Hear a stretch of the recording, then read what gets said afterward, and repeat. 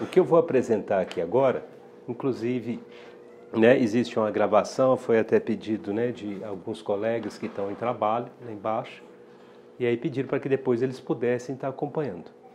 É uma pequena, né, exposição, né, falando da codificação. Nós iniciamos, né, falando como se ocorreu o início, né, toda a preparação espiritual, né, para a codificação espírita.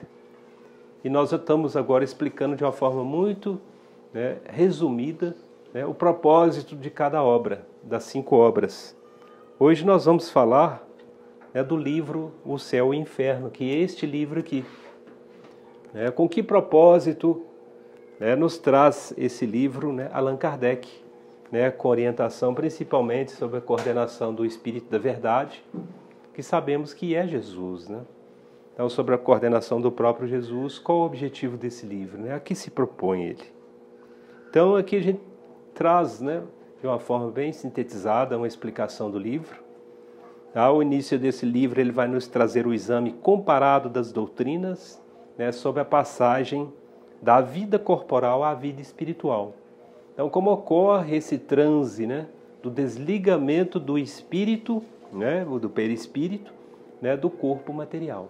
Essa passagem, como ela ocorre com os espíritos, vamos falar de um grau elevado, moral maior, e daqueles ainda que, né, está em vias, né, de se tornarem, né, espíritos mais moralizados, e daqueles também, né, persistentes no mal, né, como se dá essa passagem.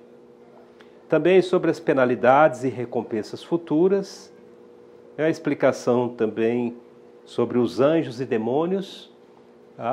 Vale, né, ressaltar que esse livro ele foi codificado no século XIX, então era muito, né, a religião do Estado, ela focava muito essas questões, né, anjos, demônios e as penas eternas. Né, quem, né, morresse em pecado ia direto para o inferno, não tinha salvação. Que Deus é esse que, né, que então prega o amor, mas ele não perdoa, né, está condenado às penas eternas?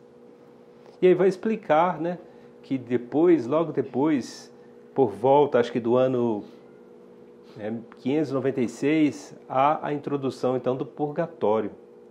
Mas por que o purgatório veio depois? Aí existia, né, um interesse da própria religião do Estado, né, em minimizar essa questão das penas eternas, que seria talvez as compras, né, das indulgências. Também seguindo os numerosos exemplos, né, o livro vai nos trazer acerca da situação real da alma durante e depois da morte. Então, aí na segunda parte do livro, né, vai retratar isso muito bem. O livro foi publicado em 1º de agosto de 1865, tá, com o título O Céu e o Inferno. É o título que permanece até hoje. Nós vimos que o Evangelho ele mudou, né, na segunda edição, ele muda de nome. O primeiro nome do Evangelho, segundo o Espiritismo, era imitação, né, do Evangelho. E aí eles, né, resolveram mudar porque o nome parecia que, né, era uma imitação, né, da Bíblia, né, e não era. Não é bem isso. É a explicação das parábolas do Cristo. E principalmente falando das questões morais, né? O Evangelho ele nos traz muita reflexão, né, com relação às questões morais. É igual o estudo, né, que foi feito hoje da primeira parte do capítulo 14, né, do honrar pai e mãe. Então são as questões morais da vida, né, de obrigações que nós devemos ter, né, não só com relação à parte do amor, mas mesmo se não há um amor ali, aquele filho o qual, né, talvez foi muito, né, maltratado pelo pai, passou às vezes muitas dificuldades, né, mas ele, né, por obrigação, aí está relacionado às questões morais, né, ele deve obrigação a seu pai. Só a compreensão realmente maior, né, das vidas eternas é que nós poderemos entender então talvez esses filhos, né, que passaram tantas dificuldades assim com relação aos pais, essas questões do relacionamento. Podem ter certeza que existem, né, situações ali do passado, né, por estar, né, nessa questão, né, tão conflitante. Então é constituído, né, de 2 partes, a primeira intitulada Doutrina, né, ela contém os 11 capítulos, E a segunda parte, denominada de os exemplos. Então vai trazer os exemplos dos espíritos felizes, aqueles espíritos, né, que vão direto, né, o chamado céu, que nada mais é que são as colônias espirituais, né, mais avançadas, né, aos espíritos, né, sofredores, também os espíritos, né, chamados, né, os espíritos infelizes. Então dá os exemplos da condição de cada qual. E esses exemplos foram feitos como, né? O Kardec ele foi codificando tudo, né, pelas próprias manifestações, né, num diálogo com esses espíritos, eles foram relatando, né, o que eles encontraram, né, na hora que eles transcenderam para a vida espiritual. Na Revista Espírita, né, de setembro de 1865, então Kardec, praticamente um mês após o lançamento do livro, ele vai, né, fazendo ainda a apresentação do livro No Céu e Inferno, ele informa principalmente qual era o objetivo do livro, né, e as matérias e a forma como foram organizadas. Nas palavras dele, tá? Isso está no livro, tá? Isso aí são as palavras do próprio Kardec. O título desta obra indica o seu objetivo. Aí reunimos todos os elementos próprios para esclarecer, né, o homem sobre o seu destino. A primeira parte da obra, intitulada Doutrina, contém o exame comparado das diversas crenças, né, sobre o céu e o inferno. Então compara inclusive das diversas crenças, como cada crença enxerga o céu, tá? As principais crenças, tá, vale ressaltar, né, naquela época, né, o que predominava na Europa, principalmente na França. Então como cada, né, credo religioso enxergava o que seria o céu, o que seria o inferno. Os anjos e os demônios, né, as penas e as recompensas futuras. O dogma das penas eternas, né, aí é encarado de maneira especial e refutado por argumentos tirados das mesmas leis da natureza. Então ele vai explicar de uma forma muito lógica e nós vamos acabar percebendo pela própria leitura que seria impossível ter pena eterna. Pela própria condição. Né, e que lhes demonstram não só o lado ilógico, já centenas de vezes assinalado, mas a sua impossibilidade material. As próprias condições, tá? Porque o perispírito, né, ele é uma matéria também, é uma matéria mais sutil. Então, por isso que ele vai explicar essas questões, né, das próprias condição imaterial, né, de socorrer às penas eternas. Tá?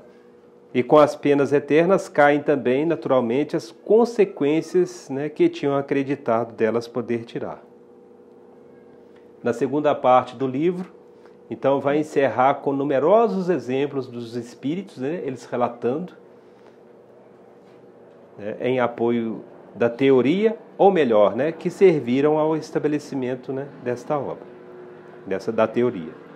Eles tiram sua autoridade da diversidade dos tempos e dos lugares onde foram obtidos, porque se emanassem de uma única fonte poderiam ser considerados como produto de uma mesma influência.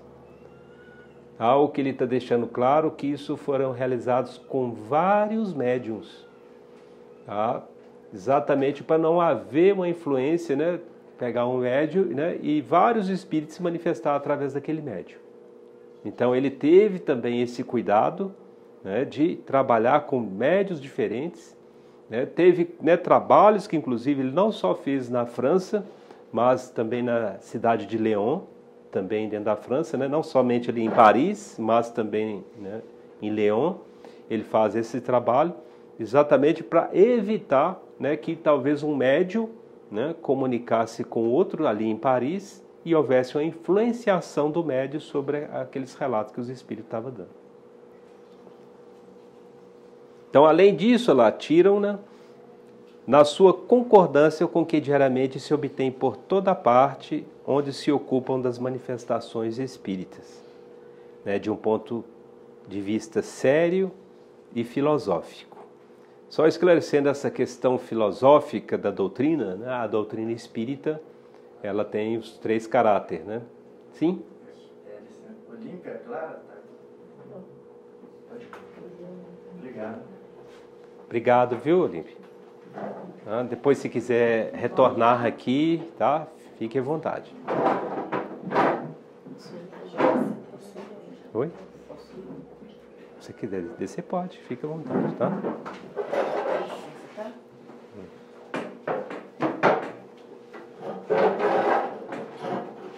Essa questão, só esclarecendo, né? Porque a doutrina espírita, ela possui os três caráteres: o caráter científico, filosófico e religioso. Então, quando coloca aqui esse do ponto de vista sério e filosófico, tá? Porque a filosofia, ela traz as questões de liberdade, né? Por isso o caráter filosófico da doutrina se dá isso, a questão de questionamento. Porque as doutrinas que têm os dogmas muito exacerbados, né? Elas são imperativas. Existe o céu e o inferno, não se questiona. Se você for, né, uma boa pessoa, você vai para o céu. Se você for uma má pessoa, né, você vai para o inferno. Mas o delito que eu cometi foi tão pequeno, eu vou para o inferno assim mesmo? Se eu roubei de uma pessoa, se eu matei uma pessoa, o crime seria considerado o mesmo, você vai para o inferno. Não poderia se questionar. Então, as questões da religião do Estado eram dessa forma. A pessoa não poderia, né, questionar sobre nada. E a questão filosófica é exatamente isso. É uma forma você pode colocar o questionamento e dentro, né, de um estudo, tá, dentro de uma conduta, né, com bases, né, científicas, né, com bases também religiosas, né, entra-se num consenso. Assim é a doutrina espírita. Ela foi codificada, baseada exatamente nisso.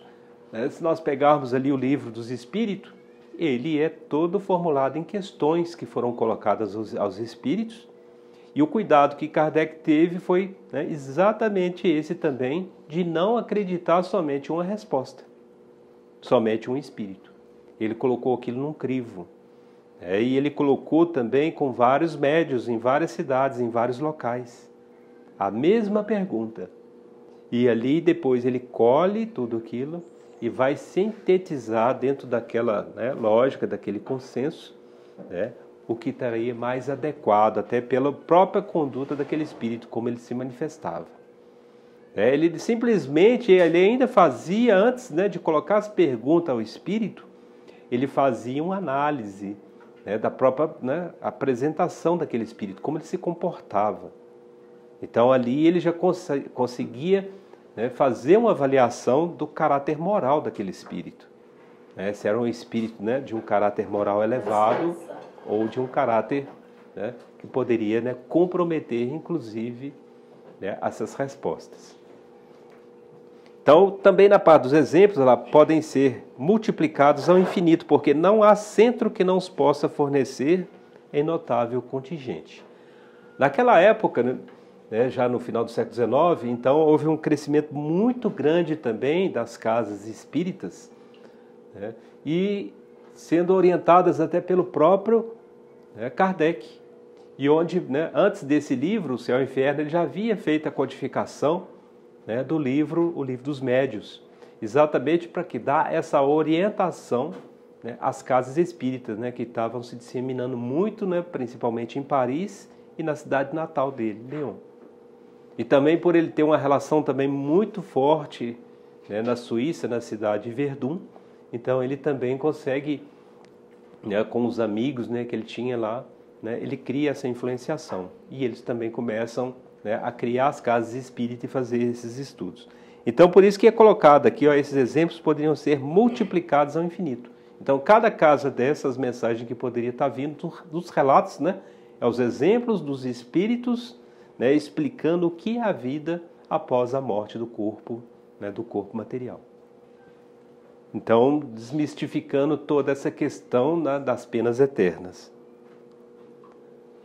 Então, de forma a evitar também repetições fastidiosas, tivemos que fazer uma escolha entre os mais instrutivos. Aqui ainda nas palavras de Kardec. Cada um desses exemplos é um estudo em que todas as palavras têm o seu alcance. para quem quer que as medite com atenção, porque de cada ponto jorra uma luz sobre a situação da alma após a morte, e a passagem, até então tão obscura e tão temida da vida corporal, né, à vida espiritual. É o guia do viajor antes de entrar num país novo, né? É o guia que ele fala, a gente já compreender, né, de uma forma clara, né, verdadeira, né, o que nos espera, né, quando nós transcendermos então para o outro plano, o plano espiritual. A vida de além-túmulo aí se desenrola sob todos os aspectos, com vasto panorama. Cada um aí exibirá novos motivos de esperança e de consolação, e de novos suportes para firmar a fé no futuro e na justiça de Deus. Por isso que é muito importante, muitas vezes nós passamos por situações na nossa vida, há pessoas que passam, por exemplo, uma existência toda em sofrimento, toda em dificuldades. Mas se revoltar, né, se a pessoa se revolta com isto, né, com essa situação, muitas vezes revolta-se até, né, com Deus, revolta-se até com Jesus, né, porque eu passo, né, por tanta miséria, por tanta dificuldade. Se a pessoa não procura ter uma compreensão, né, não procura enriquecer os seus conhecimentos espirituais dessas dificuldades, ela vai transcender-se, né, para o novo plano, né, em revolta, onde esse sofrimento dela pode ainda se prolongar. Quando a doutrina espírita fala, né, que nós devemos ter, né, essa questão muitas vezes, né, de fazer essa análise, essa autoanálise, né, não também se conformar, né, é um pouco diferente, né? Não é que você tem que conformar-se, né, com o sofrimento que você está passando, porque o conformar você deixa para lá e segue a vida do jeito que está, então não adianta eu fazer nada, vou viver assim mesmo. Isso aí é o que? É acomodação. A doutrina espírita, né, ela não prega esse tipo de acomodação, né, mas ela prega o quê? Que você faça uma reflexão, né, procure, né, mesmo que você não tenha as respostas agora, mas procure sempre, né, fazer a prática da Boa Nova do Cristo, né, que amar a Deus sobre todas as coisas e amar também ao próximo, como a si mesmo, né, como você gostaria de ser amado. Porque quando você transcender, né, para o plano espiritual, aí você vai ter muito claro, né, o porquê você passou talvez por essas agruras. Qual o verdadeiro motivo, qual foi esse propósito? Nós, estudando a doutrina espírita, nós compreendemos isso bem, muito bem. Porque a partir, né, dos estudos nós vamos ver que nós estamos o quê? Resgatando débitos, né, do passado, né, resgatando aquilo que nós fizemos, né, para com que os outros sofressem. Então nós acabamos passando pela mesma situação. Não vamos entender então que Deus, né, é de punição, né, que está parecendo que seria a lei de Talião, né? Então o que eu fiz, agora eu estou passando por tudo aquilo. Mas sempre há a escolha, né, que é a escolha do amor. É por isso que Pedro, né, o apóstolo Pedro, ele fala, né, o amor apagará uma multidão de pecados. Nós somos sempre convidados, né, ao exercício do amor. Então, a partir do momento em que nós deixarmos de preocupar tanto conosco, né, e olhar à nossa volta e ver o tanto que nós podemos amparar e ajudar, mesmo que às vezes a gente imagina, mas que eu preciso ter recurso material para ajudar. A doutrina espírita nos traz muito isso. Jesus, né, nos traz muito isso, o exemplo de Jesus. As questões materiais é necessária, sim, mas a maior parte das vezes, hoje principalmente, nós podemos ver o tanto que as pessoas, né, estão muitas vezes abandonadas dentro de casa, mas sentindo sozinhas. No ambiente de trabalho, né, se sentindo muitas vezes rejeitadas, isoladas. E aí está o momento em que a gente pode, né, fazer a prática do amor, um diálogo de encorajamento, de ajuda, de amor. A gente fazer uma reflexão, muitas vezes a pessoa está ali desempregada, né, há 1 ano, 2 anos, né, aquela dificuldade. E se a gente não policiar, não ter uma compreensão, não policiar os nossos pensamentos, as nossas palavras, a pessoa às vezes está numa oportunidade ali de fazer uma entrevista de emprego e às vezes a gente, de empolgá-la, a gente ainda joga ela para baixo. Fala, mas você vai desse jeito na entrevista, você já está derrotado. Olha as palavras, né? Então nós estamos imprimindo palavras, e julgando a pessoa cada vez mais ainda para baixo. Então a lei do amor é diferente. É o momento da gente amparar aquela pessoa. Você vai para uma entrevista, nossa, você está bem, você vai conseguir, né? Procura entusiasmá-la, dá esse encorajamento.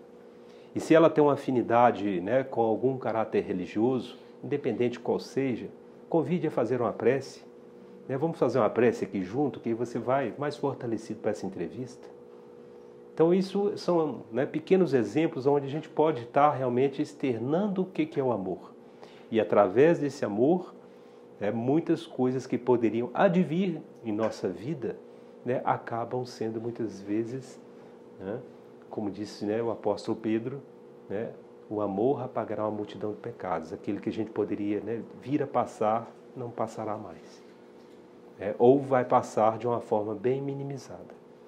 Há relato, inclusive, né, dos benfeitores espirituais acerca-se de uma senhora que ela estava dentro das suas máculas existenciais, do seu perispírito, existia uma condição ali que ela deveria passar por um mal de Parkinson. Aos 65 anos, iria eclodir a doença. Mas ela tomou uma conduta, desde jovem, de muito se dedicar ao próximo, em trabalho, em amor, em ajuda, né, contínua. Quando foi se aproximando aquele período em que viria a doença, houve uma reunião no mundo espiritual, e discutiram as questões, se deixariam ela passar por aquilo ou não. E observaram todo o trabalho que ela estava realizando. E que se ela, né, adquirisse aquela doença, muitas pessoas deixariam, né, de ter, né, um atendimento fraterno, muitas pessoas deixariam de ter alimentos, porque ela trabalhava também em ajuda, né, humanitária, né, colhendo alimentos, né, para aqueles menos favorecidos. Eram várias, né, frentes de trabalho que ela trabalhava. E aí, nessa reunião no mundo espiritual, eles decidiram, não, vamos dar mais 5 anos para ela. E aí deixaram então para a doença eclodir aos 70. Passou 5 anos, reuniram, ela continuava persistente ali no trabalho de amor. Aí eles deram mais 5 anos. Ela estava no plano espiritual, ela deveria viver até os 92 anos. Ela atinge os 92 anos sem eclodir a doença, com plena lucidez e ainda, né, se locomovendo, né, com as próprias pernas, de uma forma dificultosa, mas ali, em plenitude, principalmente, né, mental e espiritual. Então, é um relato que mostra que, através do amor, da dedicação ao próximo, muitas adversidades que poderiam eclodir em nossa vida, né, acabam, né, sendo, às vezes, até canceladas ou suspensas, pelo mérito do amor. Então, fechando aqui essa parte aqui, o livro, então, ele se torna o guia do viajor, mostrando para ele o que nós vamos encontrar, né, além do túmulo. Então, antes de entrar, né, nesse país novo, a vida de além túmulo, então, ela vai se desenrolar sobre todos os aspectos. Então, com um vasto panorama. Cada um aí exibirá novos motivos de esperança e de consolação, e novos suportes para afirmar a fé no futuro e na justiça de Deus. Então, esse livro é um livro importante e necessário, tanto quanto são os outros livros, né? Todos eles são importantes, esses livros da codificação kardeciana. Uma vez que questões como céu e inferno, purgatório, paraíso, anjos e demônio, penas eternas, justiça divina, aí analisadas à luz dos ensinos espíritas, são resgatados no seu verdadeiro sentido. Então, há a demistificação completa, explicando, inclusive, o porquê disso. Então, ainda sobre a importância dessa obra, tá, da palavra do Allan Kardec, o céu e o inferno é mais um passo cujo alcance será mais facilmente compreendido, porque toca ao vivo certas questões sobre a passagem para a vida espiritual, as penalidades e recompensas futuras, né, os anjos e os demônios, sobre as penas eternas e também em outros aspectos. Na semana que vem, no próximo sábado, a gente faz uma síntese, né, do livro A Gênese. Muito obrigado a todos. Alguma pergunta?